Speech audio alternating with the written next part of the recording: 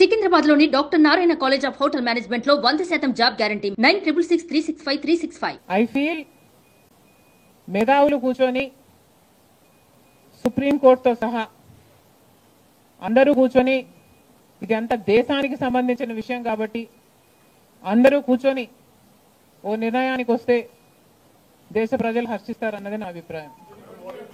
How does it matter what I think personally?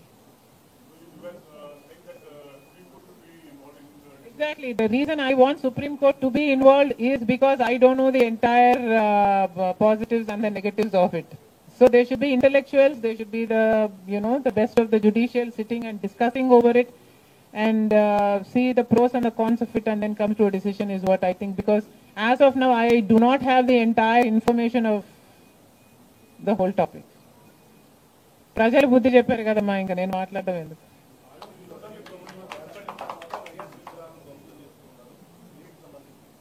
ఇది చాలా దారుణం.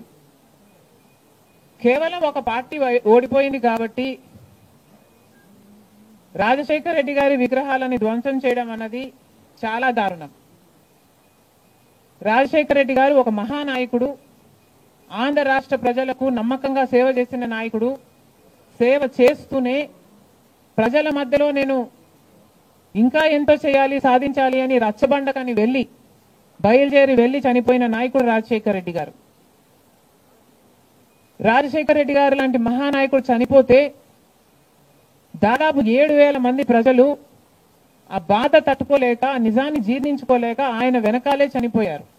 అంత గొప్ప నాయకుడు రాజశేఖర్ రెడ్డి గారు. ఒకసారి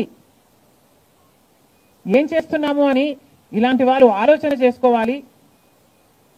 చనిపోయిన వాళ్లకు కూడా రాజకీయాలు ఆపాదించడం ధర్మం కాదు.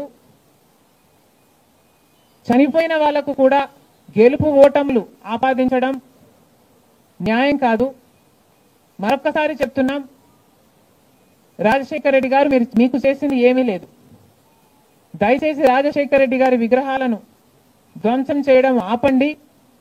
మీరు చేశారని వాళ్ళు చేశారని మీరు, ఇలా ఒకరి మీద ఒకరు చేసుకుంటూ పోతే దీనికి అంతే ఉండదు.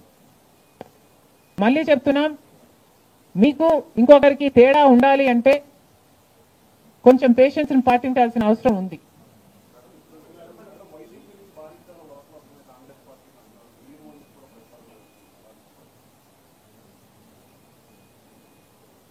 ఈవెన్చువలీ పిల్ల కాలువలన్నీ సముద్రంలో కలవాల్సిందే.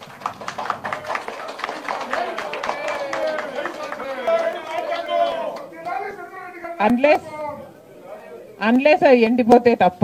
సుమన్ టీవీలో మీ పర్సనల్ అండ్ బిజినెస్ ప్రమోషన్స్ కోసం కింది నెంబర్కి కాంటాక్ట్ చేయండి.